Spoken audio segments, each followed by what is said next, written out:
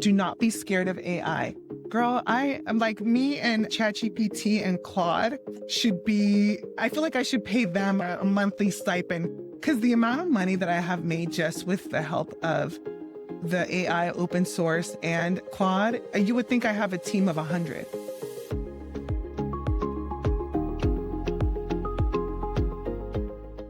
On this episode of The Thoughtful Realtor in Sacramento, I am thrilled to have my good friend and fellow entrepreneur, Adreana Alvarez, here with me. Adreana is the founder and visionary behind Stained Glass Fruit, which is her latest brand launch. And tell us real quickly what Stained Glass Fruit is, Adreana. Stained glass fruit is actually California locally sourced citrus that has been dehydrated. And we offer it to our customers that want to add a little bit of jewelry, effervescence, a little bit of extraness to their either mocktails, cocktails, or water. And I love it. It's just so delicious. I put it in my water. I put it in my juice, everything. So Stained Glass Fruit is new. And you have had Love Her Shop for a while now. What's Love Her Shop? Yeah, so Love Her Shop is an athleisure brand. I design and I engineer for my brand. I started it as a side hustle in 2017, and it was a side hustle for a few years until 2020 when COVID hit. And that was the catalyst for me making it my main hustle and just blowing that brand up. So tell us a little bit about your story, Adreana. I know you're a wife and mother. Our kids know each other, Yes. and I feel like I know you really well. Yeah. How did you get your start as an entrepreneur and businesswoman? I kind of feel like it was my main business, Love Her Shop. It was just like a side passion project. That business started after my husband had gifted me 2 pairs of really nice and really expensive leggings. He said that the nurses he worked with at the hospital love this brand. And then he was like, I see that you get up at 4:30 to go work out with the moms from the PTA. You're going to love these. And he gave me the pairs. And I was like, oh, that's so nice. I've heard of the brand, but I never was willing to spend over $100 for a pair of leggings. So I was like, yes, so excited to try them. Put on the first pair the first morning that we went to go work out. And as I was bending over to do like a press, I realized that there's a mirror behind me, and I was able to see at the mirror in front of me that the moment I bent over, they stretched and you could see right through them. Uh-oh. Yes. So I threw those away. The next day I decided to try the second pair, and I was doing a Zumba class with those. And the whole time I had one hand on my waist, pulling them up while I was like moving. So I literally threw both pairs away. My husband came home, saw them in the trash, and he was like, what the hell? I paid over $100 for each one of these. And I'm like, well, you got ripped off. Those probably work really well for women that are very petite, very athletic, probably younger girls. But I'm a mom, and that was kind of like the catalyst. He was like, is there other moms that have this problem? What do you usually buy right now? And I was telling him what I was buying. I was throwing away after like 3 to 6 months because it would just get worn down. And he was like, well, why don't you create your own brand? There's obviously a market for it. And it kind of started there with designing and engineering. I would go to sourcing shows. I went and I met with Cut and Sews. And before you knew it, I had purchased my first, and oh, by the way, it's not very easy to just buy some leggings. Once you do find a factory that's willing to work with you, they have minimum quantity orders. So just because I wanted a pair of black leggings for me, I had to buy 300. Oh my. And it wasn't even, I just wanted a perfect pair and some to gift to my friends. So 300 showed up to my home. I didn't realize because I had never ordered wholesale. A big rig showed up to my street. And I remember my neighbor at the time, she was an owner of a local women's gym, and she was jogging in front of my house and she saw the big rig and she was like, oh, your husband's going to be mad. What did you buy? And I was like, girl, I didn't know it was going to come on it was literally a big rig that had one of those like things that you need a dolly and a pallet jack. And I was like, I didn't realize it was this much. And once I offloaded them, she helped me, and so did the driver. She was like, well, what are you going to do with all this now? And I'm like, I have no idea. And she was like, well, I have a gym. Come do a pop-up shop. Wow. And it was just kind of like perfection that she happened to be seeing me stressed out that I had so much product. And we did so well. First pop-up shop, we sold out. And what year was this? This was 2017. Okay. And then from there, they kept all of her customers. And there was other gyms in Sacramento that heard about the pop-up shop and were like, well, we want to do a sip and shop. So we would go to different places. And it probably only took about Maybe like 3 months, we completely sold out of all 300 units. And I thought that was going to be it. But people kept reaching out. Okay, what's next? What other colors? What are the. Yeah. And I'm like, wait, should I do this? So I kind of started investing a little bit, little by little. And I was going to farmers markets, doing pop up shops, talking to moms, talking to renters. And in 2020, at the time, I was also still working a corporate job for the Coca-Cola company. I ran a division of theirs that did juice. So I was running the Odwalla division for Northern California, Reno, and everything was going great until 2020 when COVID hit. And unfortunately, the brand that I was managing for the Coca-Cola company was considered a zombie brand, and COVID killed a lot of businesses. Yeah. So that was one of the businesses that it killed. It also killed real estate for a while too. Yes, girl. So like it was crazy because I was telling myself, okay, now, and I'm really good at pivoting. I've just it's been like my second nature. Like give me a problem and I just will keep going. I will never stop. And I remember that happened. I remember I got a 3 a.m. call from our vice president, and they were like, today, you guys all have to tell your employees they're all laid off. We will take care of you, give you a severance package. And I remember I I was told we're going to give you a 14 months worth severance package, 1 month for every year you've been with the company. And I remember going home and telling my husband, this is a scary time. Should I just put that money in the bank and go look for a new job? And he was like, no, I see you the happiest when you are on the weekends, when you're doing your pop-up shops and you're good at it and you have a good brand. I think you should bet on yourself. And that's when I decided, okay, it's time to weigh the risks. And I said, you know what? A lot of brands are hurting, like the Nikes, all of their containers were getting stuck at seaports during COVID. Because of COVID, they weren't able to offload a lot of those ships. But my stuff, because I was a smaller, leaner, limber company, my stuff was coming in via air. So they were running out of product, but I wasn't. So I'm like, yeah, you know what? I'm going to take my severance package, inject it into my brand.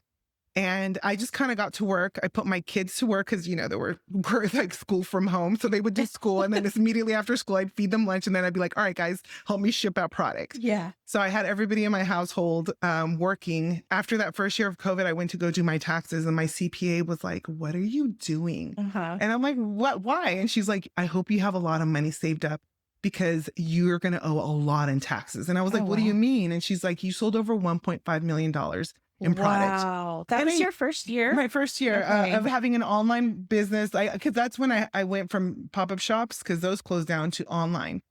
And I was so oblivious. I didn't realize that I was not supposed to start the business as a sole prop LLC, because now my taxes were going to be higher. Thank God we weren't really spending money during COVID. So we paid the taxes, and then she set me up with an attorney, and that's when we revamped the whole business. We went to an S Corp, and then I went and got a warehouse, and I got employees, and we kind of just took off, and we've been kind of killing it since then. Yeah, you've absolutely been killing it. And I think one of the most important things that you can impart today to our audience is, how did you get to the point? I know you use a lot of social media and you've been able to really, really build your brands. Yeah. So I would love it if you would help our listeners with, whether you're a business person or a realtor, an entrepreneur, what are some things that we need to do to be building up our brand? I think right now what a lot of entrepreneurs and even like real estate agents need to realize is that there's so many of us consuming social media that we have already evolved and grown beyond the influencer stage. People now really genuinely want to hear from you, your individual story. People connect with that. People will resonate and will shop that because that's what they can connect to and relate to. So I feel like and I love that I've seen like a lot of my friends that are real estate agents, they are going out and doing different things than your standard things that were being done 5-10 years ago. If it's a hard home to sell, what I've seen some of my friends that are real estate agents is sell the neighborhood, not the home. A lot of people now are connecting to experiences because we have so much technology, because we have so much AI. We're also becoming a lonelier society. Yeah. So you kind of have to like connect with that person's inner self. So if it's coffee shops in the neighborhood, whether it's parks, whether it is community running groups, there's a lot of like running groups that are up and coming. The home may be a little bit harder to sell, but if the community, some people would much rather live in a happy community with a beautiful home, not their dream home, but a beautiful home. Yeah.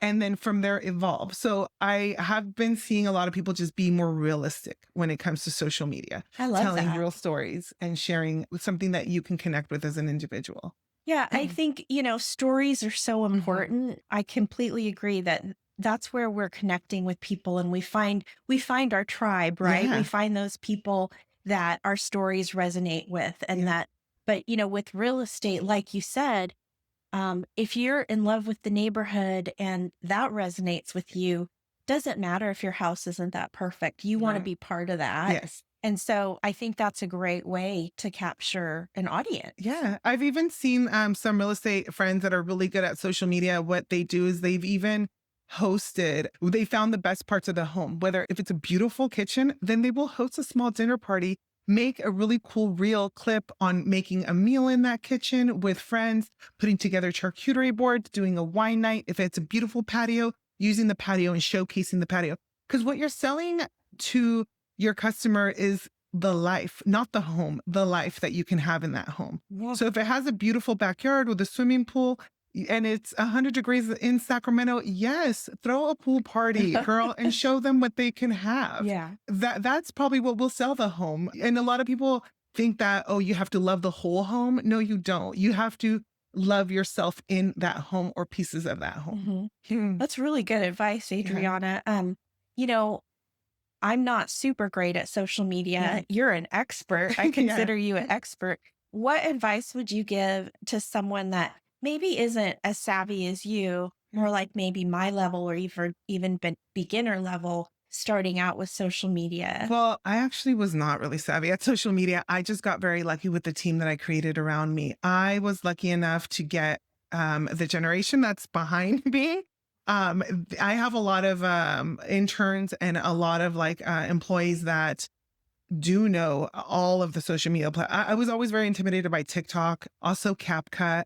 I was really good at like Facebook and Instagram. That's considered like the boomer, That's social what I media girl. use That's me right mostly. there, Yeah. right? That I got it covered. Yeah. But the other ones, it was the interns, and you also don't need to hire a full time person. That's what like a big misconception. A lot of people think like, oh my gosh, a social media team will end up costing hundreds or thousands of dollars a Hmm. month.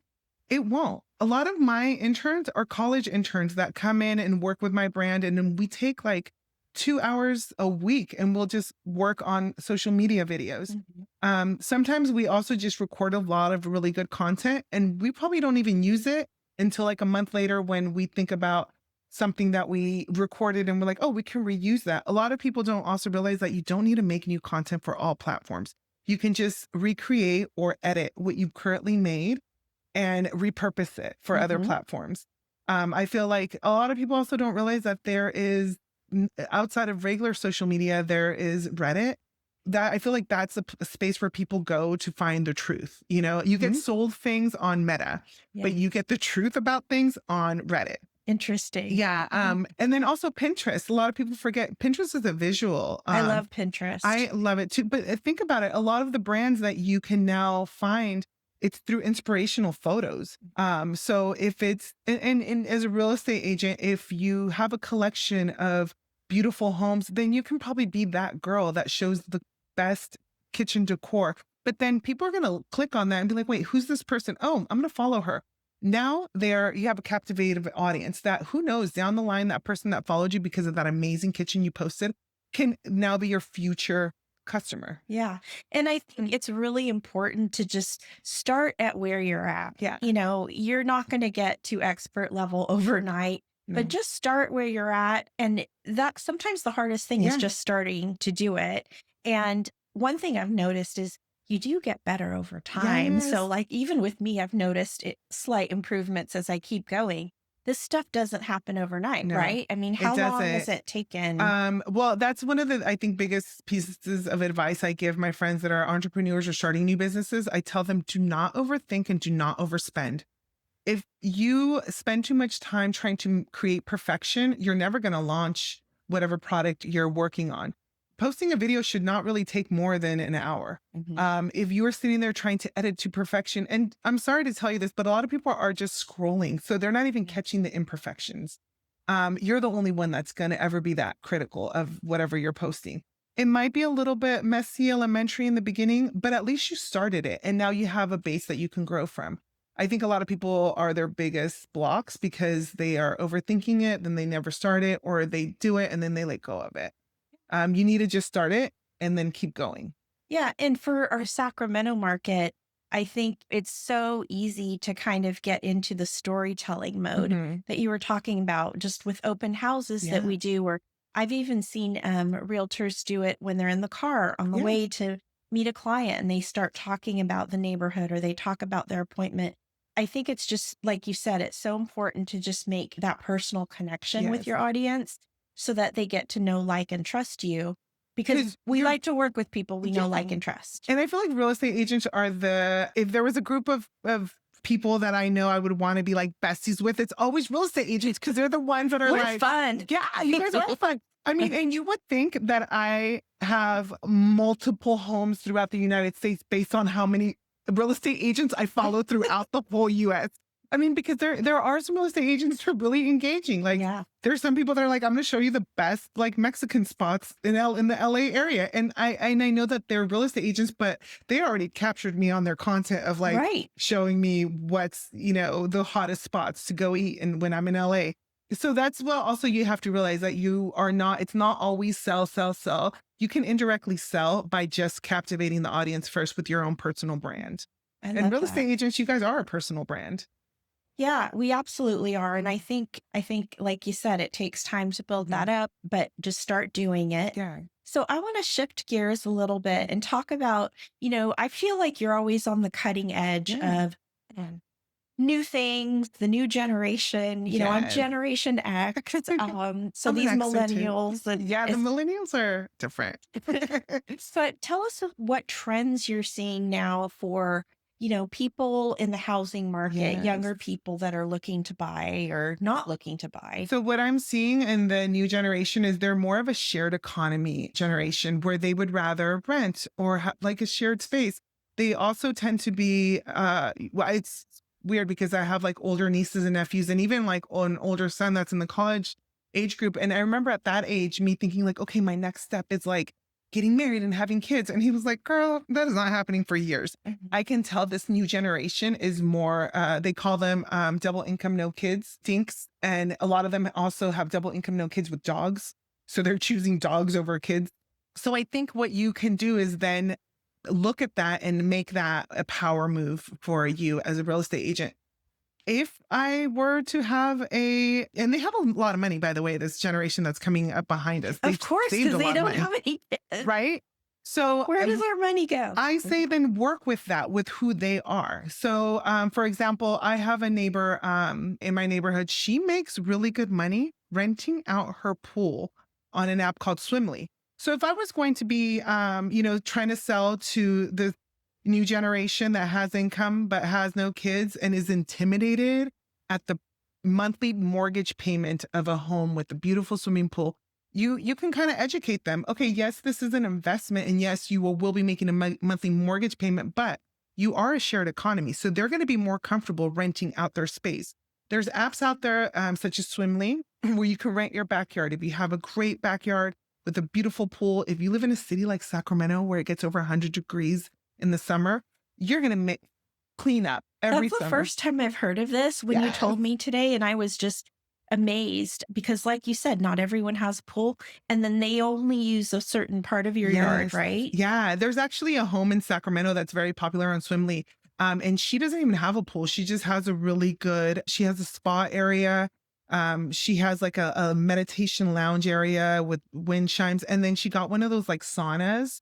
And so you can literally rent her backyard just to get grounded and get zen. And, it's something that if I can rent that backyard for, I don't know, like $80 to $100 for one evening just to get me down to where I need to be relaxed, I'm going to do that instead of like paying a membership and a commitment that I have to do. Right. There's also, this new generation that is probably not too much into kids, but is more into dogs. There's an app called Sniff Space, and that app is for people that have really big yards or whether they have like a ranch style enclosed space. There's some people that have dogs that are not comfortable at dog parks, or they just want to let their dogs off the leash to roam because they don't have a lot of big space at home. You can sell that ranch home to that couple that is intimidated and say, oh, and if you're worried about the monthly payment, you have a perfect space for new income to come in monthly at your leisure, however you want it. Yeah. I feel like also Airbnbs, I have so many friends that while we're on vacation, somebody's in their home. And I'm like, what do you mean somebody's in your home right now? So they're paying for the vacation we're on because they're renting their home Yeah. to pay for that vacation. I feel like a lot of people need to take that into consideration. If it is a first time home buyer, I know that mortgage payment can be so intimidating. And you're always going to like second guess yourself and say, what if I can't make that payment? Or what if property taxes go up? I think you can reassure your customers by telling them we are in a new space. There's ways you can share your shared space. Yeah. I love that. I love that because I think people don't think of that. It's Mhm. really not on their radar, or Yeah. maybe for the younger generation it is. But for my older generation, I think it's so important to be aware Yeah. of these things.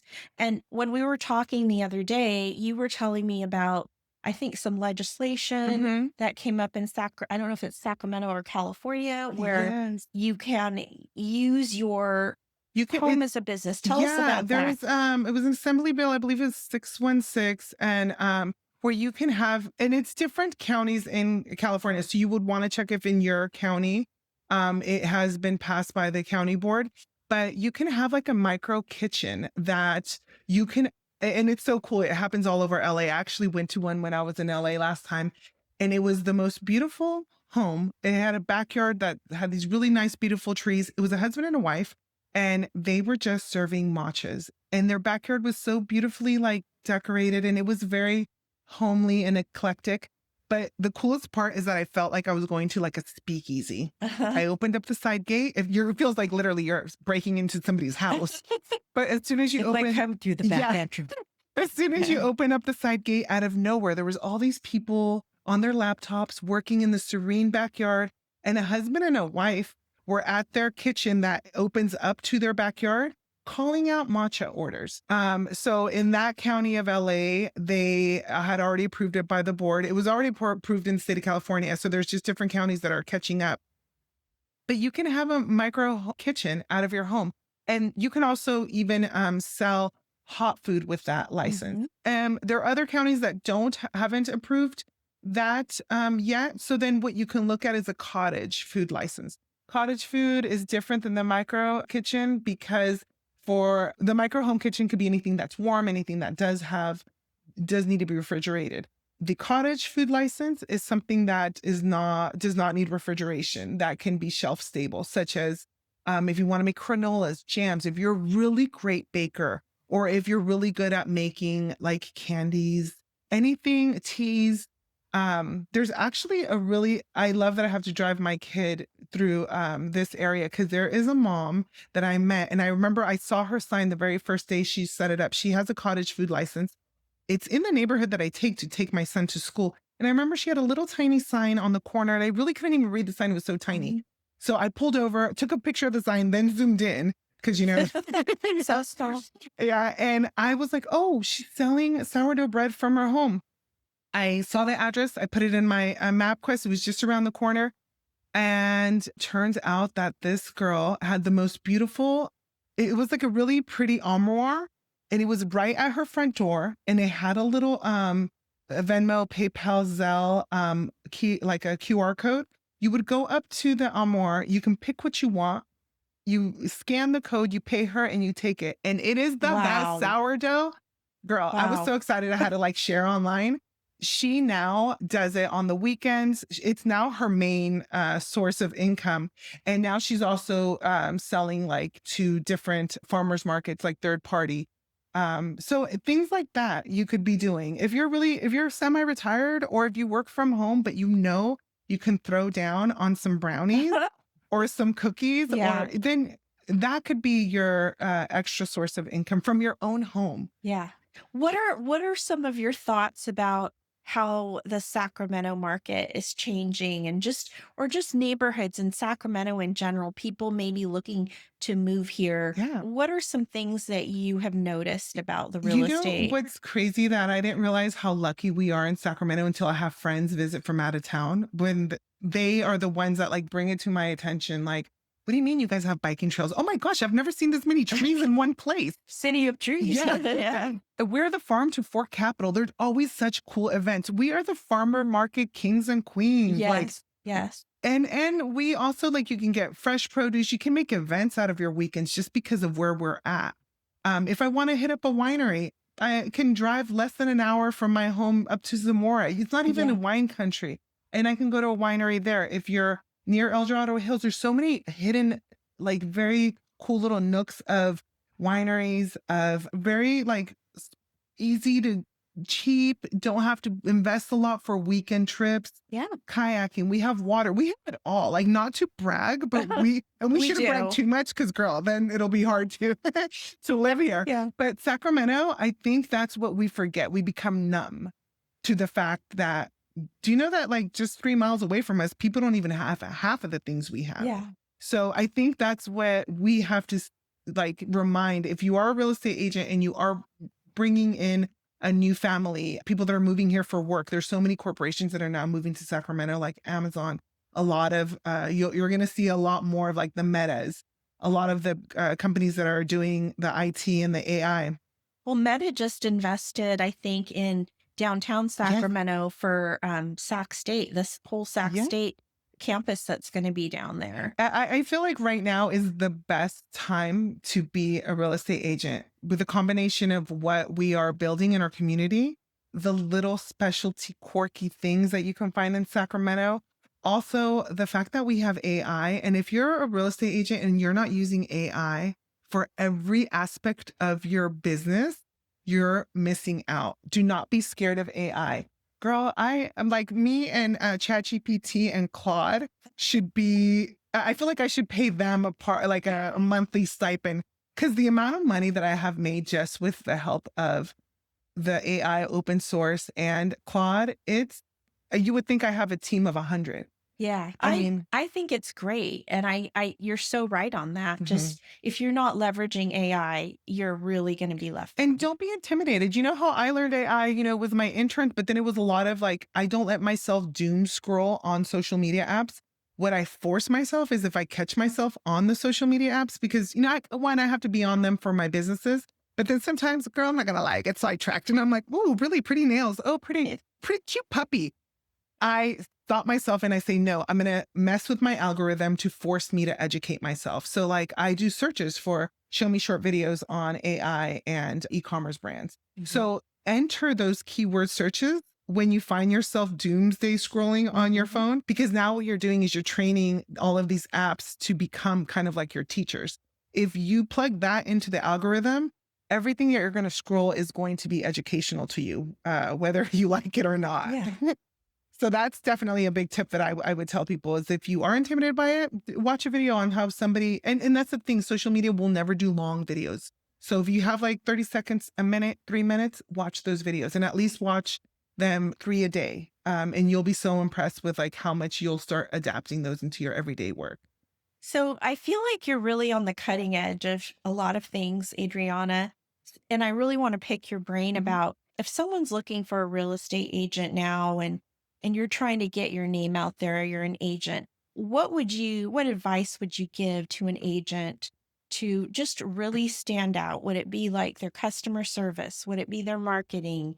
Would it be like their skill set? What do you Yeah. think people are really looking for? I think each real estate agent has special gifts, like individually. So if you would want to look first at yourself, who am I going to be marketable for? Where do I live? Where do I play? What do I do? Where can I connect? If you are, of a certain nationality background and you speak a certain language or you live in a certain community, be a master of that. Don't try to do it all, but master what you know. If you know a community very well, and that's your stomping ground and that's where your kids go to school and you can live, breathe, drink that community, then become the master of that.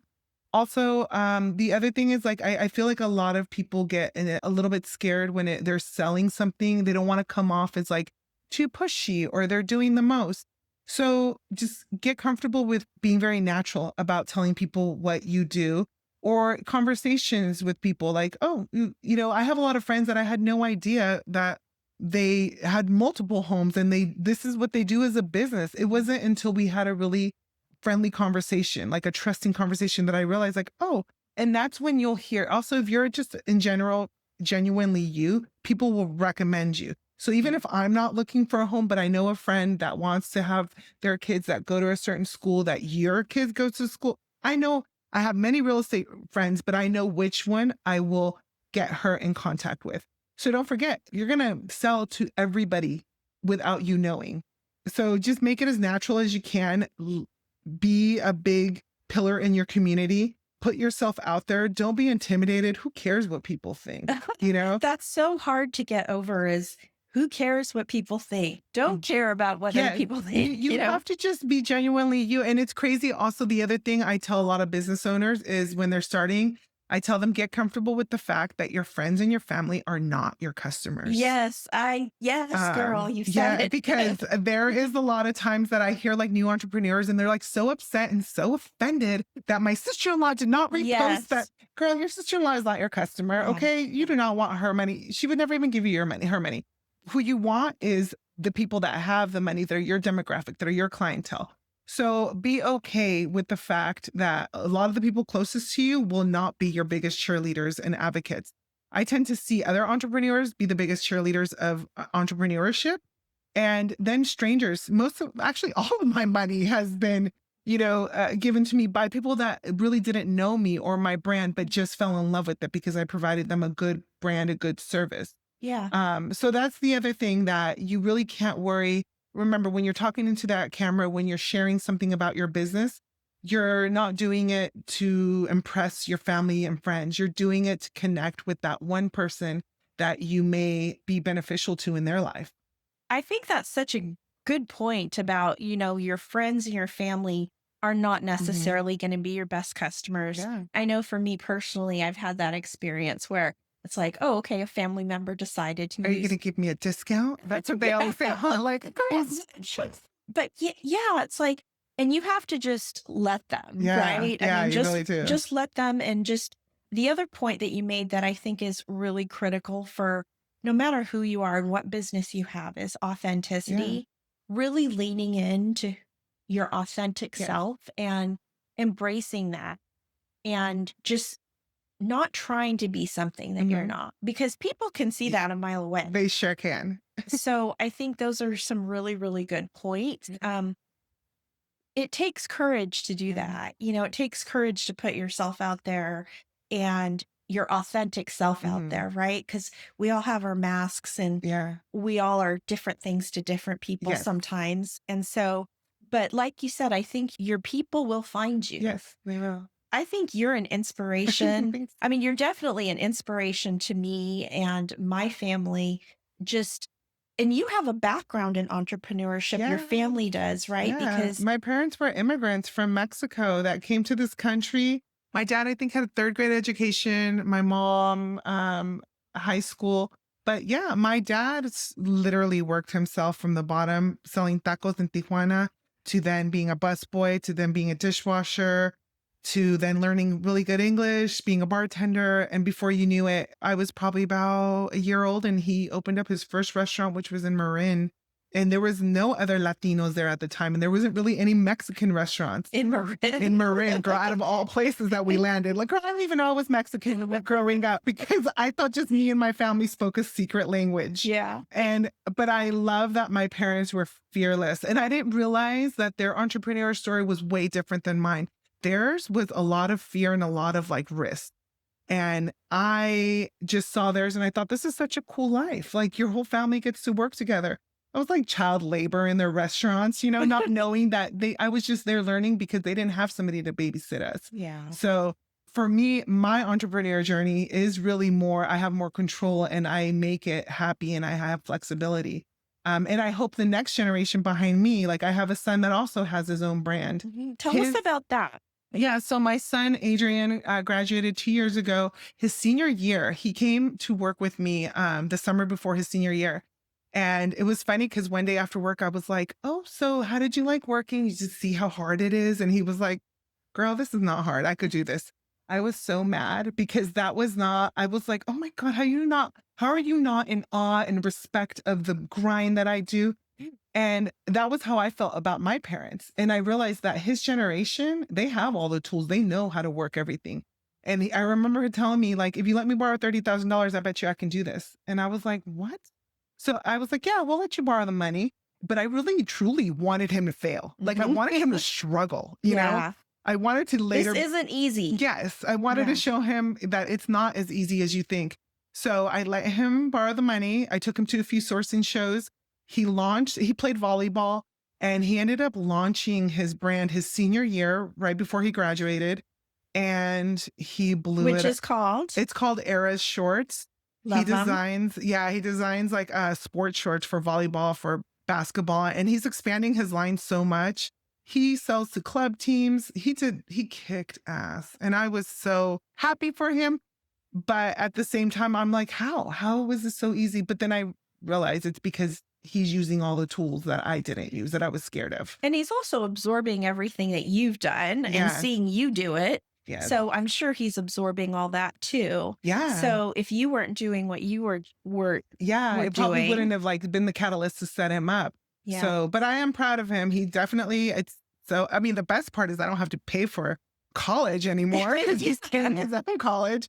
But I think that's the other thing. Entrepreneurship has no demographic. It doesn't care how old you are. It does not care from what social, economic, it does not care. If you're willing to put in work, you can squeeze so much out of it. Yeah, so my career was mostly spent working in for other people, Mhm. working at law firms. For a while I had my own law practice. I Mhm. was a sole practitioner. But I really, really wish that I had looked into entrepreneurship Yeah. at a much younger age because yes, it's hard work, but Yeah. there's so much reward, there's so much freedom. I just feel like it's such a liberating Yeah. way to build up yourself and make a living and survive in this world, which is really, we're not only wanting to survive, we want to thrive Yes. and we want to have enough so that we can live the life that we want. Yeah. So I really wish that I had looked into entrepreneurship at an earlier age. Yeah. And I think it's important for people to remember there isn't just one path for No, there is everyone. not. You So know, many lifetimes you can live in one life. yeah. And Lover Shop wasn't even my first business. My first business was actually when I was 21 years old. I had a promotional company that I started by accident just because I was hanging out at these bars and somebody's like, "You're really good at the gift of gab. Would you mind being a promo girl?" And I'm like, "What is that?" And when I got hired by Tecate Tequila to start my own brand, I was hiring all the college girls. We were going in and giving away shot skis. And like, we were also just dressing up in our uniforms that had our beer or our alcohol brand name and just getting people to buy alcohol. I'm like, wait, this can be a job? Like, I already do this for free, but if you Yeah. pay me, okay. Yeah. So you just never know. There's just so many different lifetimes you can live in one lifetime. And it doesn't not matter what age you are or what educational background or what you spent years working on. At any point, pivot. That's the greatest thing about being an entrepreneur. You can pivot.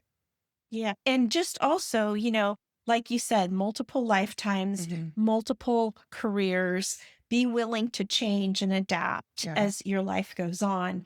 And don't feel like you're stuck in one Yeah. thing. Because that was really the big thing for me is working as an attorney for over 25 years and Yeah. just trying to decide, am I really going to transition to a completely different career now and make that pivot? And it was a hard decision to make, but hey, It I'm was not such looking rewarding, back. right? So rewarding, never looking back. And I'm so happy. And you took something that you already mastered and you just married it with another position that now you became a bigger king and queen of the area. Whether now you're going to be the expert that I go to because I'm like, not only is she a real estate agent, but girl knows her legal parameters that we Thank can go you. around. Yeah. Thank you.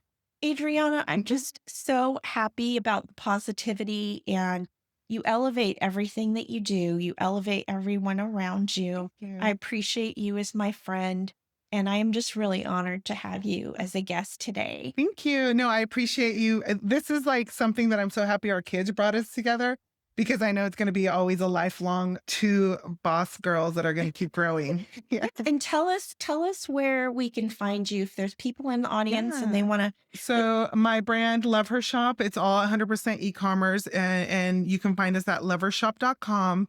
Stained Glass Fruit is at stainedglassfruit.com if you're looking to throw summer parties and want to elevate.